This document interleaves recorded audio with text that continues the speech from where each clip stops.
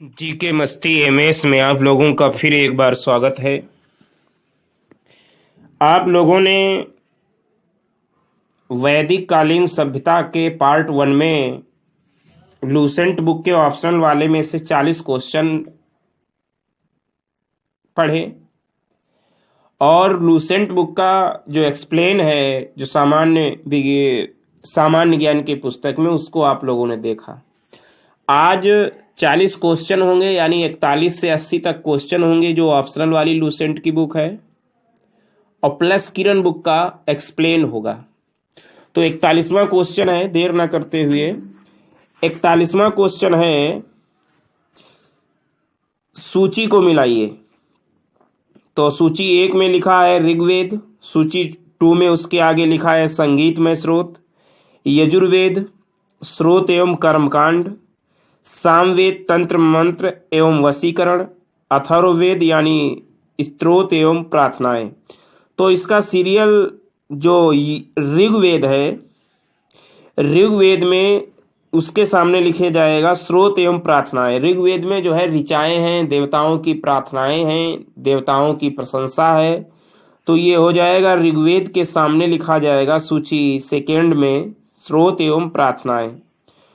और यजुर्वेद जो है वो स्रोत एवं कर्मकांड से रिलेटेड है। यजुर्वेद जो है वो स्रोत एवं कर्मकांड से रिलेटेड है।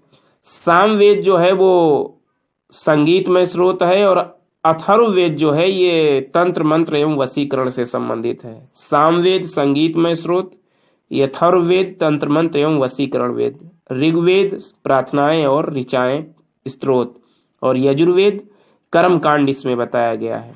तो ये 41वां क्वेश्चन है। शेष क्वेश्चन बाद में, पहले देख लेते हैं एक दृष्टि। वैदिक सभ्यता 1500 से 600 ईस्वी पूर्व, वैदिक सभ्यता किरण बुक के अनुसार। वेद शब्द का अर्थ ज्ञान होता है। भारतीय परंपरा में वेदों को अपौरुषेय कहा गया है, मतलब पुरुषों ने नहीं लिखा, देवताओं ने लिखा, अपौरुषेय। ब्रह्मा ने कुछ ऋषियों को मंत्रों का प्रकाश दिया और उन ऋषियों ने अपने शिष्यों को बताया। कालांतर में वेद व्यास ने इस ज्ञान को संकलित कर लिया।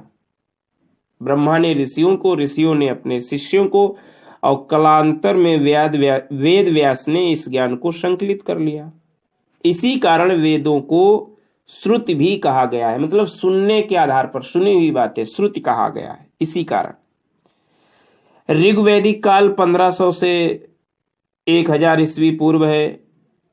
खगोलीय आधार पर जर्मन भारतविद प्रोफेसर हर्मन जैकोबी के अनुसार, खगोलीय आधार पर जर्मन भारतविद यानी भारतीय विद्वान प्रोफेसर हर्मन जैकोबी के अनुसार ऋग्वेद की ऋचाएं 1500 ईस्वी पूर्व से 2500 ईस्वी पूर्व संकलित की गई थी।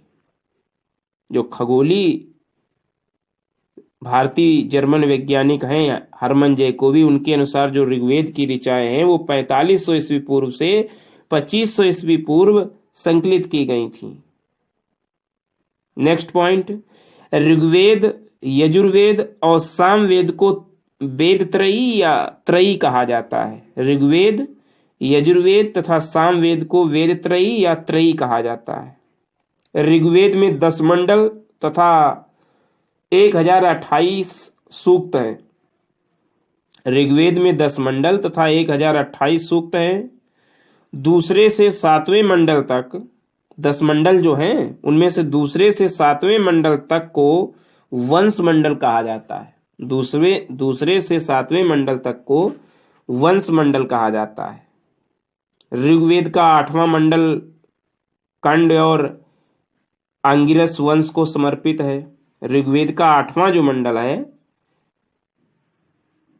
दूसरे से 7वें मंडल तक वंश मंडल, 8वां मंडल कंड और अंग्रिस वंश को समर्पित है। ऋग्वेद के 9वें मंडल को सोम मंडल कहा जाता है। ऋग्वेद के 9वें मंडल को सोम मंडल कहा जाता है। आरंभिक वैदिक काल में वर्ण व्यवस्था व्यवसाय पर आधारित थी। ऋग्वेद के 10वें मंडल में पुरुष सूक्त है, जिसमें चारों वर्णों ब्राह्मण, क्षत्रिय, वैश्य तथा शूद्र की उत्पत्ति का साक्ष्य है। यजुर्वेद यानी यज्ञ सूत्र की प्रमुख विशेषता कर्मकांड है। जो यजुर्वेद है यानी यज्ञ सूत्र जिसे कहा जाता है, यजुर्वेद की प्रमुख विशेषता कर्मकांड है।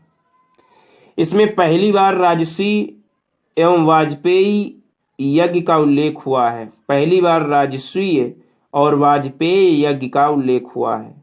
यह वेद जो है यजुर्वेद पद्य एवं गद्य दोनों में लिखा गया है, पद्य एवं गद्य दोनों में। आर्यों का आगमन 1500 ईस्वी पूर्व के पहले है।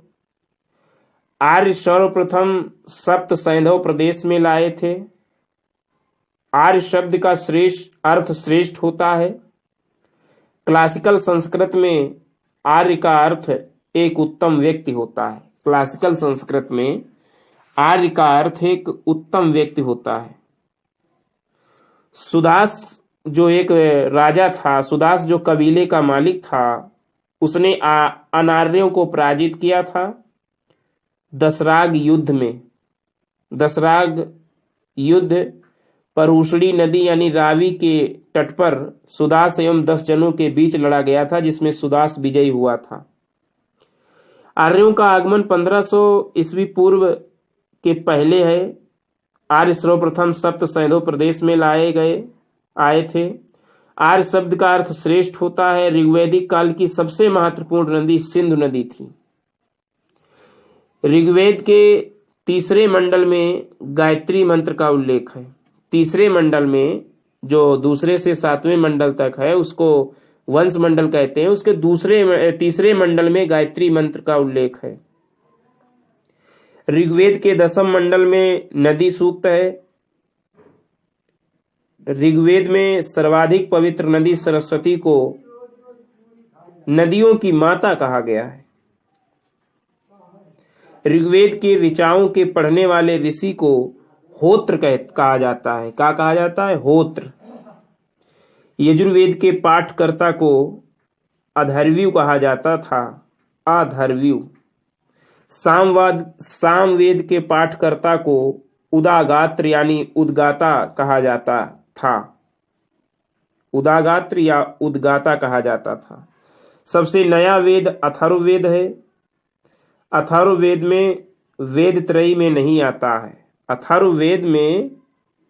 अथर्ववेद जो है ये वेद त्रयी में नहीं आता है। सामवेद, यजुर्वेद और ऋग्वेद ही त्रयी में आते हैं। अथर्ववेद में जादू टोना तथा तंत्र मंत्र का उल्लेख है। वेदों की टीकाओं को ब्राह्मण ग्रंथ कहा जाता है। जो वेदों की टीका हैं उनको ब्राह्मण ग्रंथ कहा जाता है। नेक्स्ट पॉइंट, ऋग्वेद काल का समाज कबीले के रूप में संगठित था। आर्यों का प्रारंभिक जीवन मुख्यतः पशुचारक था तथा कृषि उनका गौड़ धंधा था। मुख्य नहीं था गौड़, मुख्य धंधा पशुचारक। भरत कुल के पुरोहित वशिष्ठ थे। आर्यों ने घोड़ों द्वारा चलाए जा रहे रथों का प्रयोग किया था। ऋग्वेद में 21 नदियों का जिक्र मिलता है। 21 नदियों का जिक्र मिलता है। आर्यों की सर्वाधिक प्राचीन संस्था विदथ थी। श्रेष्ठ लोगों की संस्था को समिति कहते थे। राजा को चुनने एवं पदच्युत करने का अधिकार समिति को था। ऋग्वैदिक काल में पुलिस को उग्र तथा गुप्तचर को स्पष्ट कहते थे। पुलिस को उग्र तथा गुप्तचर को स्पष्ट कहते थे। ऊनी कपड़े को सामूल्य कहते थे। ऊनी कपड़े को सामूल्य कहते थे। तंबाकू का ज्ञान वैदिक काल के लोगों को नहीं था। इंद्र ऋग्वैदिक काल के सबसे प्रतापी देवता थे, जिन्हें किला तोड़ने वाला कहा गया है। किला तोड़ने वाला कहा गया है। ऋग्वेद में इंद्र का सर्वाधिक 250 बार उल्लेख हुआ है। इंद्र का ऋग्वेद में सर्वाधिक 250 बार उल्लेख हुआ है। अब ये तो ऋग्वैदिक बातें थी। उत्तर वैदिक काल, तो उत्तर वैदिक काल के सर्वाधिक प्रतापी देवता प्रजापति थे। शूद्रों के देवता पूषण थे, पूषण जो पशुओं से भी संबद्ध थे। आश्रम व्यवस्था का सर्वप्रथम उल्लेख छंदोग्य उपनिषद में मिलता है। छंदोग्य उपनिषद में मिलता है आश्रम व्यवस्था का सर्वप्रथम उल्लेख। राजा का प्रमुख सलाहकार पुरोहित होता था। आर्यों के मनोरंजन के मुख्य साधन संगीत, रथदौड़, घुड़दौड़ एवं ध्रुत क्रीड़ा थी। संगीत, रथदौड़, घुड़दौड़, ध्रुत क्रीड़ा। ऋग्वेद में नाई को वप्ता कहा जाता था। वप्ता, वा आधा पा ता आ, वप्ता मतलब ता बड़ा। वैदिक युग में राजा अपनी जनता से जो कर वसूल करते थे उसे बलि कहते थे। क्या कहते थे? बलि। सर्वप्रथम कर लगाने की प्रथा उत्तर वैदिक काल में शुरू हुई। मगध में निवास करने वाले लोगों को अथर्ववेद में व्रात्य कहा गया है। व्रात्य कहा गया है। वैदिक आर्यों का मुख्य भोजन दूध और उसके उत्पाद थे। वैदिक आर्यों का मुख्य भोजन दूध और उसके उत्पाद थे।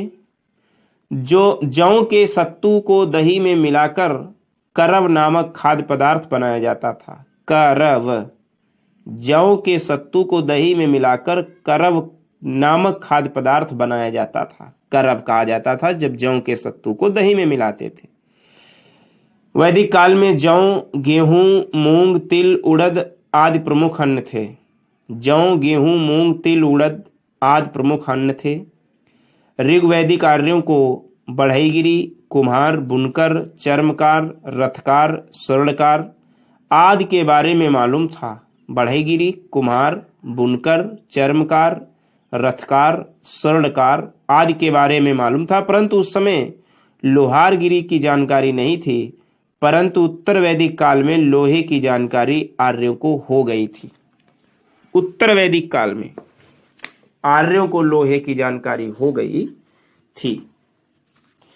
अथर्ववेद में सभा तथा समिति को प्रजापति की 2 पुत्रियों के समान माना गया है। अथर्ववेद को ब्रह्मवेद भी कहा जाता है। ब्रह्मवेद भी कहा जाता है अथर्ववेद को। यजुर्वेद में विद्वानों ने सर्वाधिक भाष्य लिखे हैं। अगस्त ऋषि ने दक्षिण भारत का आर्यकरण किया था। अगस्त ऋषि ने दक्षिण भारत का आर्यकरण किया था। ऋग्वेद में क्षत्रिय के लिए राजन्य शब्द का प्रयोग होता था। ऋग्वेद काल में प्रदा प्रथा नहीं थी। इस काल में स्त्रियों की दशा बहुत अच्छी थी। ऋग्वैदिक काल में सती प्रथा नहीं थी। प्रदा प्रथा का उल्लेख वैदिक काल में नहीं मिलता। वैदिक काल में नियोग प्रथा प्रचलित थी। सतपथ ब्राह्मण में पत्नी को अर्धांगिनी कहा गया है। सतपथ ब्राह्मण में पत्नी को अर्धांगिनी कहा गया है। ऋग्वैदिक काल में दास प्रथा का प्रचलन था। गाय को आघन्या यानी ना मारने योग्य आघन्या माना गया है। ऋग्वैदिक काल में संयुक्त परिवार की प्रथा थी। ओम शब्द का सर्वप्रथम निश्चित वर्णन बृहदारण्यक उपनिषद में मिलता है। ओम शब्द का सर्वप्रथम निश्चित वर्णन बृहदारण्यक उपनिषद में मिलता है।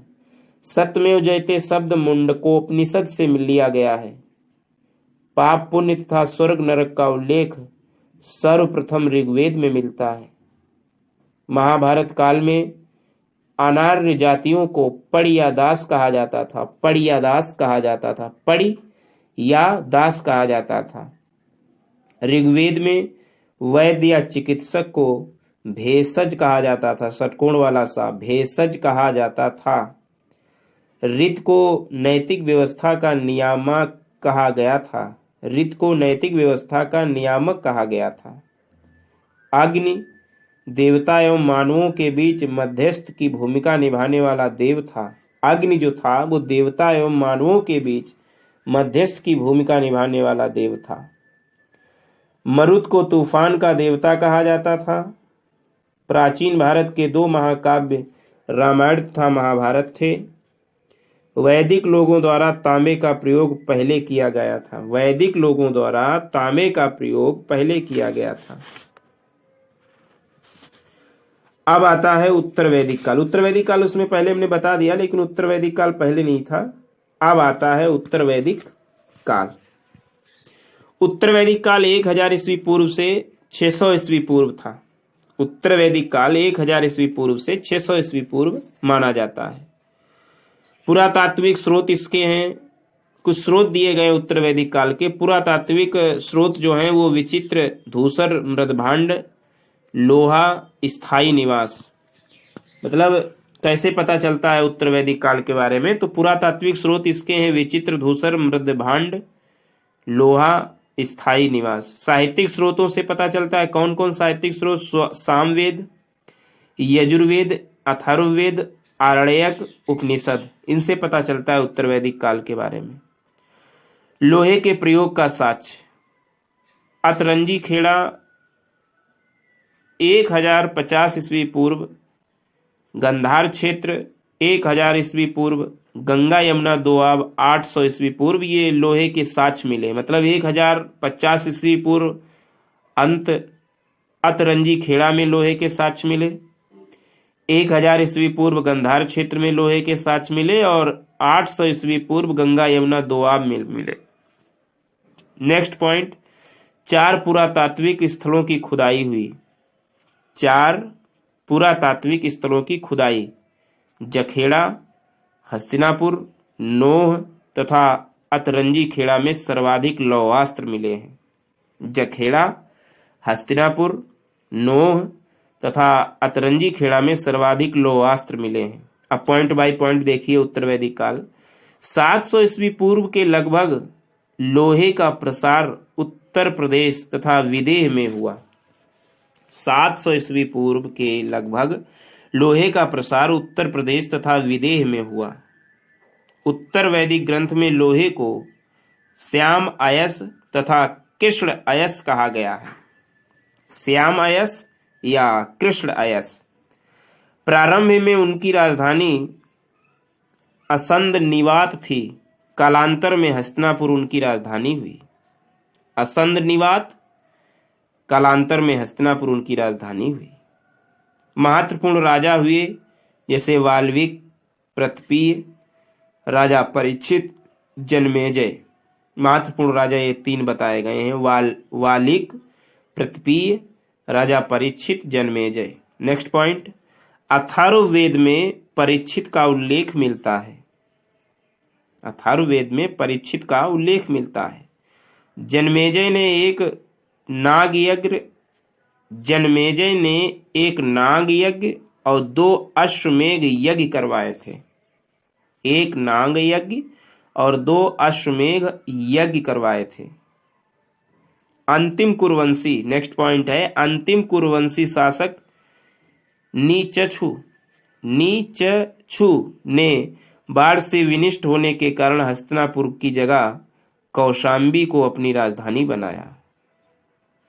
कुरुवंशी शासक, जो अंतिम कुरुवंशी शासक नीचछु ने बाढ़ से विनष्ट होने के कारण हस्तिनापुर की जगह कौशांबी को अपनी राजधानी बनाया। महाभारत कुरुकुल का गृह युद्ध 950 ईस्वी पूर्व में हुआ था। महाभारत कुरुकुल का गृह युद्ध 950 ईस्वी पूर्व हुआ था। इस काल में कबीलों ने जनपद रूप ग्रहण कर लिया था। जैसे भरत एवं पुरु ने मिलकर कुरु जनपद की स्थापना की। कबीलों ने जनपद का रूप ग्रहण कर लिया था। भरत और पुरु ने मिलकर कुरु जनपद की स्थापना की तथा तुर्वस एवं क्रीवी ने मिलकर पांचाल जनपद की स्थापना की। तुर्वस एवं क्रीवी ने मिलकर पांचाल जनपद की स्थापना की। मध्य दोआब, आधुनिक बरेली, बदायूं, फर्रुखाबाद ये क्षेत्र मुख्य थे। मध्य दोआब, आधुनिक बरेली, बदायूं, फर्रुखाबाद। पांचाल दार्शनिक राजाओं के लिए जाना जाता है। पांचाल दार्शनिक राजाओं के लिए जाना जाता है। पांचाल जो राज क्षेत्र था, जनपद था, वो दार्शनिक राजाओं के लिए जाना जाता है। महत्वपूर्ण शासक प्रवाहण जाबिल थे पांचाल के। प्रवाहण जाबिल थे। नेक्स्ट पॉइंट, अरुणी एवं श्वेत केतु इसी क्षेत्र में संबद्ध थे। अरुणी एवं श्वेत केतु इसी क्षेत्र में से संबद्ध थे। गंगा यमुना दोआब से आर्यों का विस्तार सरयू नदी तक हुआ, जिसके किनारे कोसल राज्य स्थित था। सरयू नदी तक हुआ, जिसके किनारे कोसल राज्य स्थित था। आर्यों का विस्तार सरस्वती नदी से वर्णवती नदी के किनारे हुआ और काशी की स्थापना हुई। सरस्वती नदी से वर्णवती नदी के किनारे हुआ, जिससे काशी की स्थापना हुई। सदानीरा यानी गंडक के किनारे विदेह माधव ने विदेह की नींव डाली। सदानीरा यानी गंडक के किनारे विदेह माधव ने विदेह की नींव डाली। विदेह माधव ने अपने गुरु राहुल गढ़ की सहायता से अग्नि के द्वारा इस क्षेत्र का सफाया किया। यह शतपथ ब्राह्मण में वर्णित है। मतलब जो सदानीरा गंडक नदी के किनारे विदेह माधव ने विदेह की नींव डाली थी, तो उसने अपने गुरु राहुल गढ़ की सहायता से अग्नि के द्वारा इस क्षेत्र को साफ किया। ऐसा वर्णन शतपथ ब्राह्मण में वर्णित है।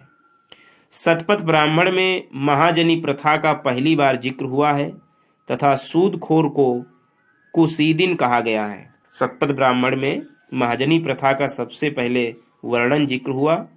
सूदखोर को कुसूदनी कहा गया है। शतपथ ब्राह्मण में 12 प्रकार के रत्नियों का विवरण मिलता है। पुनर्जन्म का सिद्धांत सर्वप्रथम शतपथ ब्राह्मण में ही दिखाई देता है। ऋग्वेद में राजा के दैवी अधिकारों की पुर द्वारा घोषणा, मैं इंद्र हूं, मैं वरुण हूं। ऋग्वेद में यही दैवी अधिकारों की घोषणा पुर द्वारा की गई, मैं इंद्र हूं, मैं वरुण हूं। तैत्तिरीय उपनिषद में प्रजापति द्वारा इंद्र को राजा नियुक्त किए जाने की चर्चा है। तैत्तिरीय उपनिषद में पूछा जाता है, तैत्तिरीय उपनिषद में क्या है? तो प्रजापति द्वारा इंद्र को राजा नियुक्त किए जाने की चर्चा। नेक्स्ट पॉइंट, सुनियोजित रूप में ऐतरेय ब्राह्मण में राजत्व का सिद्धांत मिलता है। ऐतरेय ब्राह्मण में राजत्व का सिद्धांत मिलता है। देवताओं द्वारा निरंतर पराजय के पश्चात सोम को राजा नियुक्त कर तथा उनके नेतृत्व में जीतना, ये भी वर्णन मिलता है। राजा की शक्ति में वृद्धि एवं राजपद वंशानुक्रम हुआ करता था। राजा की शक्ति में वृद्धि एवं राजपद वंशानुगत हुआ। शतपथ ब्राह्मण में राजा के निर्वाचन की चर्चा, निर्वाचित राजा विस्पति कहलाते थे। शतपथ ब्राह्मण में अत्याचारी शासक दुष्ट हितु पैसायन को सृजन द्वारा सिंहासन से हटाए जाने की जानकारी मिलती है। शतपथ ब्राह्मण में जानकारी मिलती है, अगर अत्याचारी शासक यानी दृष्टहितु पैसायन, मतलब एक अत्याचारी शासक था दृष्टहितु पैसायन, तो उसको सृजन द्वारा सिंहासन से हटाया गया, ऐसी जानकारी शतपथ ब्राह्मण में मिलती है। तांडव ब्राह्मण में प्रजा द्वारा राजा के विनाश के लिए एक विशेष यज्ञ किए जाने का उल्लेख है। तांडव ब्राह्मण में, ये भी एक ब्राह्मण है जैसे शतपथ ब्राह्मण है, वैसे तांडव ब्राह्मण में प्रजा द्वारा राजा के विनाश के लिए एक विशेष यज्ञ किए जाने का उल्लेख है। शतपथ ब्राह्मण में अब राजा को राष्ट्रिक कहा जाने लगा, जो निरंकुशता पूर्वक प्रजा की संपत्ति का उपभोग करता था। मतलब जो ऐसा राजा जो निरंकुशता पूर्वक प्रजा की संपत्ति का उपभोग करता था, शतपथ ब्राह्मण में ऐसे राजा को राष्ट्रिक कहा जाने लगा। शतपथ ब्राह्मण में राजा को विषमता कहा गया। विषमता मतलब जनता का भक्षक कहा गया। ऐतरेय ब्राह्मण में राजा को उत्तर में विराट, दक्षिण में भोज, पूर्व में सम्राट और पश्चिम में सौराट कहा जाता था। ऐतरेय ब्राह्मण में ये साक्ष्य मिलता है कि राजा को उत्तर में विराट, दक्षिण में भोज, पूर्व में सम्राट और पश्चिम में सौराट कहा जाता था। उत्तर वैदिक काल में 3 आश्रम ब्रह्मचर्य, गृहस्थ और वानप्रस्थ होता था, परंतु कालांतर में संन्यास नाम से चौथा आश्रम भी इसी व्यवस्था का अंग बन गया। ब्रह्मचर्य, गृहस्थ एवं वानप्रस्थ पहले 3 और चौथा संन्यास बाद में। 4 आश्रम व्यवस्था बुद्ध काल एवं सूत्र काल में स्थापित हुई। बुद्ध काल एवं सूत्र काल में स्थापित हुई। यम और नचिकेता और उनके बीच 3 वर प्राप्त करने की कहानी कठोपनिषद में वर्णित है। किसमें? कठोपनिषद में वर्णित है। यम और नचिकेता 3 वरदान पाने की कहानी कठोपनिषद में वर्णित है। छंदोग्य उपनिषद में इतिहास पुराण को स्पष्ट रूप से पंचम वेद कहा गया है। छंदोग्य उपनिषद में इतिहास पुराण को स्पष्ट रूप से पंचम वेद कहा गया है।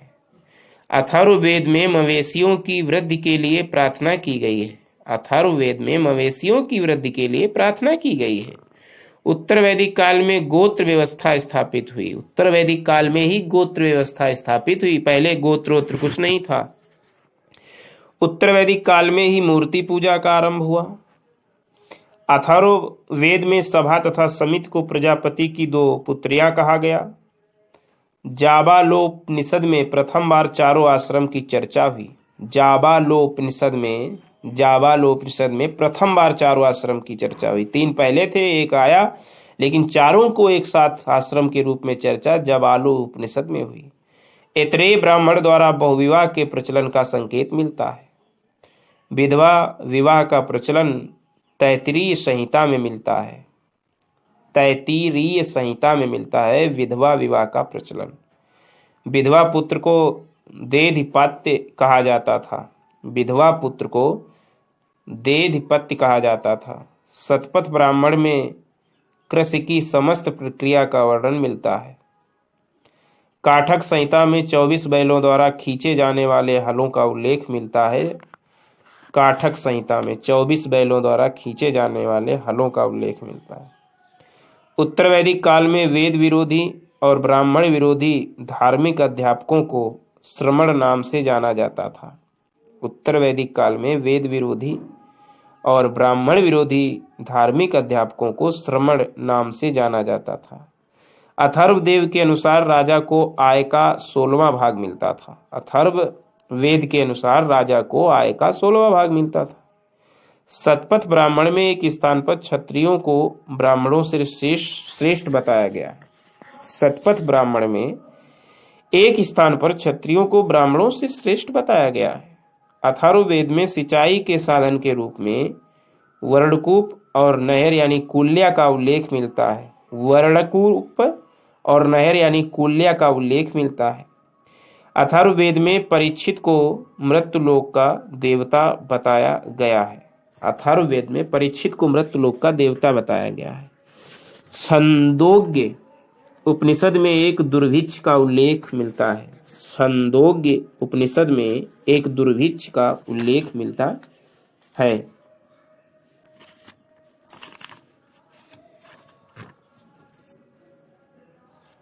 तो ये तो डिटेल में हुई है, बाकी पॉइंट इन जो कॉलम के अंदर है वो नेक्स्ट पार्ट में बताए जाएंगे। थैंक्स। अब क्वेश्चन देख लीजिएगा जो ऑप्शनल वाले हैं। 41 तो वहां हो चुका है। क्वेश्चन नंबर 42 कहता है कि आरंभिक वैदिक साहित्य में सर्वाधिक वर्णित नदी कौन है? तो आरंभिक वैदिक साहित्य में सर्वाधिक वर्णित नदी सिंधु है, लेकिन सबसे पवित्र नदी मानी गई है सरस्वती। लेकिन वर्णित नदी सिंधु है। उपनिषद काल के राजा अश्वपति शासक थे कहाँ के? केकय के। अश्वपति जो उपनिषद काल के राजा थे वो केकय के शासक थे। 44वां क्वेश्चन, अध्यात्म ज्ञान के विषय में नचिकेता और यम का संवाद किस उपनिषद में प्राप्त होता है? तो कठोपनिषद में। अभी हमने बताया था नचिकेता और यम की कहानी कठोपनिषद में मिलती है। वैदिक नदी कुबा यानी काबुल का स्थान कहाँ निर्धारित होना चाहिए? अफगानिस्तान में। वैदिक नदी जो कुबा है, कुबा, काबुल का स्थान कहाँ निर्धारित होना चाहिए? तो अफगानिस्तान में। कपिल मुनि द्वारा प्रतिपादित दार्शनिक प्रणाली है सांख्य दर्शन। कई बार क्वेश्चन आया है। भारत के किस स्थल की खुदाई से लौह धातु के प्रचलन के प्राचीनतम प्रमाण मिले हैं? तो चार हमने बताए थे, जखेड़ा वगैरह। तो सबसे प्राचीन जो सबसे प्राचीनतम प्रमाण मिला है वो कहां से? अतरंजी खेड़ा, अतरंजी खेड़ा, लौह के साक्ष्य। 48वां क्वेश्चन, किसका संकलन ऋग्वेद पर आधारित है? तो सामवेद का संकलन ऋग्वेद पर आधारित है। निम्नलिखित में से कौन प्रस्थान त्रयी में शामिल नहीं है? देखो, वो त्रयी और त्रैवेदी अलग है, लेकिन ये प्रस्थान त्रयी। तो प्रस्थान त्रयी में भागवत शामिल नहीं है। भगवत गीता, ब्रह्मसूत्र और उपनिषद ये प्रस्थान त्रयी कहे जाते हैं। भगवत गीता, ब्रह्मसूत्र और उपनिषद ये प्रस्थान त्रयी कहे जाते हैं। वेद तो त्रयी कहे जाते हैं, वो तो यथर्ववेद को छोड़ के तीनों कहे जाते हैं, लेकिन प्रस्थान त्रयी जो है भगवत गीता, ब्रह्मसूत्र, उपनिषद कहा जाता है, भागवत को नहीं। कर्म का सिद्धांत संबंधित है मीमांसा से। कर्म का सिद्धांत किससे संबंधित है? किसमें वर्णन है? मीमांसा से। अब सुमेल करना है। अथर्ववेद में क्या है? तो यथर्ववेद में औषधियों की संबंधित है। ऋग्वेद जो है ईश्वर की महिमा से संबंधित है। यजुर्वेद बलिदान विधि से संबंधित है। यजुर्वेद बलिदान विधि से संबंधित है। और सामवेद जो है वो संगीत से संबंधित है। अथर्ववेद औषधियों से संबंधित, ऋग्वेद ईश्वर महिमा से संबंधित, यजुर्वेद बलिदान विधि से संबंधित, सामवेद संगीत से। 92वां क्वेश्चन, चरक संहिता नामक पुस्तक किस विषय से संबंधित है? जो चिकित्सा से संबंधित है। किससे? चरक संहिता, चिकित्सा। यज्ञ संबंधी विधि विधानों का पता चलता है यजुर्वेद से। यजुर्वेद यज्ञ संबंधी विधि विधान। वैदिक युगीन सभा क्या थी? तो वैदिक युगीन सभा जो थी मंत्रि परिषद थी। मंत्रि परिषद थी। वैदिक युग में प्रचलित लोकप्रिय शासन प्रणाली कौन सी थी? न निरंकुश थी, न प्रजातंत्र, न वंशानुगत राजतंत्र, गणतंत्र थी। वैदिक युग में प्रचलित लोकप्रिय शासन प्रणाली गणतंत्र थी। सबसे प्राचीन वेद कौन सा है? ऋग्वेद है। निम्नलिखित में से कौन भारतीय दर्शन की आरंभिक विचारधारा है? तो सांख्य भारतीय दर्शन की आरंभिक विचारधारा है, कपिल मुनि के द्वारा जो लिखा गया था सांख्य दर्शन। सांख्य, योग, न्याय, वैशेषिक, मीमांसा एवं वेदांत, इन 6 भिन्न भारतीय दर्शनों की स्पष्ट रूप से अभिव्यक्ति हुई है वैदिक युग में। किसमें?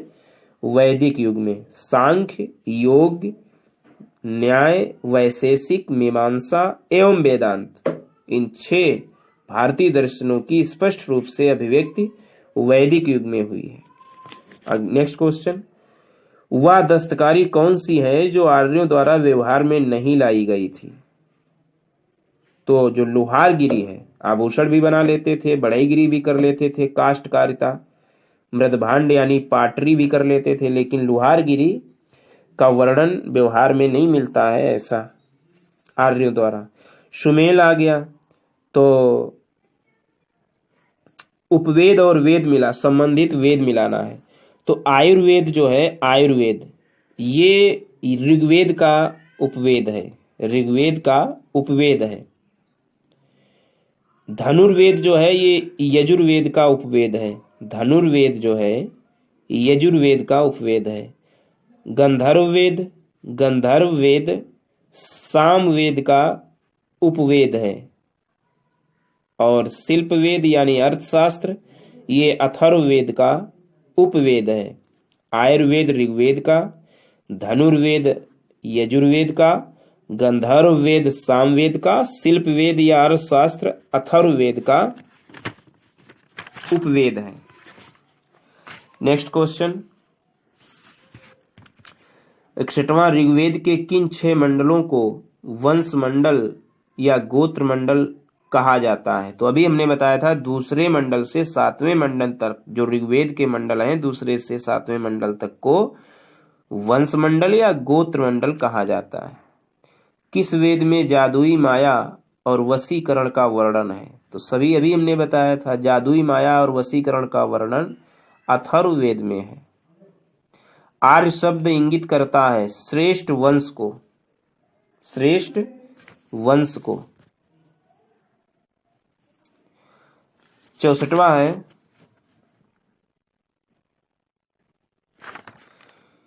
ऋग्वेद में कुल कितने मंडल हैं? 10 मंडल हैं। आर्य भारत में संभवतः आए मध्य एशिया से। कौन सा वेद अंशतः गद्य रूप में रचित है, मतलब पूर्ण रूप से गद्य में रचित है? तो यजुर्वेद गद्य में ही रचित है। नेक्स्ट, सभा और समिति प्रजापति की 2 पुत्रियां थी, ऐसा उल्लेख किस वेद में मिलता है? तो सभा और समितियां प्रजापति की 2 पुत्रियां थी, ऐसा वर्णन अथर्ववेद में मिलता है। ऋग्वैदिक युग की प्राचीनतम संस्था कौन सी थी? विदथ। ऋग्वैदिक युग की प्राचीनतम संस्था विदथ थी। ब्राह्मण ग्रंथों में सर्वाधिक प्राचीन कौन है? शतपथ ब्राह्मण ब्राह्मण ग्रंथों में सर्वाधिक प्राचीन है। शतपथ ब्राह्मण जो है ब्राह्मण ग्रंथों में सर्वाधिक प्राचीन है। गोत्र व्यवस्था प्रचलन में कब आई? उत्तर वैदिक काल में। अनुलोम विवाह का अर्थ है उच्च वर्ण पुरुष का निम्न वर्ण नारी के साथ विवाह अनुलोम विवाह कहलाता है। उच्च वर्ण पुरुष का निम्न वर्ण नारी के साथ विवाह अनुलोम विवाह कहलाता है। प्रतिलोम विवाह, जब उच्च वर्ण की नारी निम्न वर्ण के पुरुष के साथ विवाह कर लेती थी तो उसे प्रतिलोम विवाह कहते थे। जब उच्च वर्ण की नारी निम्न वर्ण के पुरुष के साथ विवाह कर लेती थी। वैदिक युग में यव कहा जाता था, यव जौ को कहा जाता है। यव या और वाह, यव जो है जौ को कहा जाता है। व्रीहि शब्द किसके लिए प्रयुक्त हुआ है? व्रीहि, व्रीहि चावल के लिए। व्रीहि चावल, व्रीहि मीन्स चावल। अथर्व का अर्थ क्या है? तो अथर्व का अर्थ पवित्र जादू है। 76वां क्वेश्चन मिलान करना है। शिक्षा ध्वनिशास्त्र में वर्णन किया गया है शिक्षा का। कल्पसूत्र का कर्मकांड। निरुक्त शब्द उत्पत्ति शास्त्र भाषा शास्त्र कहा गया है। छंद शास्त्र में। शिक्षा का ध्वनिशास्त्र में, कल्पसूत्र का कर्मकांड में, निरुक्त का शब्द उत्पत्ति शास्त्र भाषा शास्त्र में और छंद का छंद शास्त्र में। ये तो 76-77वां क्वेश्चन। प्राचीनतम व्याकरण अष्टाध्यायी के रचनाकार। तो प्राचीनतम व्याकरण अष्टाध्यायी के रचनाकार पाणिनि। कौन सी स्मृति प्राचीनतम है? तो नारद स्मृति, याज्ञवल्क्य स्मृति या पाराशर स्मृति। ये तीनों पुरानी नहीं है, सबसे पुरानी जो है मनुस्मृति है। आदि काव्य की संज्ञा किसे दी जाती है? तो आदि काव्य की संज्ञा रामायण को दी जाती है। और आज का अंतिम क्वेश्चन, प्राचीनतम पुराण है? तो प्राचीनतम पुराण मत्स्य पुराण है। तो 80 क्वेश्चन हुए और किरण का एक्सप्लेन हुआ, कॉलम वाला छुटा है वैदिक युग का। बार बार इस वीडियो को सुने, अध्ययन करें और ज्ञानार्जन करें। Thanks for watching.